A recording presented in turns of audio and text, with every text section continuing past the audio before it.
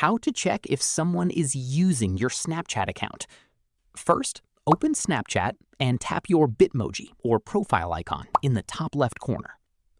Next, tap the settings gear icon in the top right. Scroll down and tap My Account, then select Session Management. Here, Snapchat shows the devices and browsers currently signed into your account. Look through the list carefully. If you see a device or browser you don't recognize, tap the X next to it and sign out that session.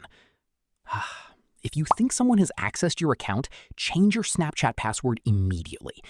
Go back to Settings, open Password, and create a strong new password that you don't use anywhere else. You should also enable two-factor authentication.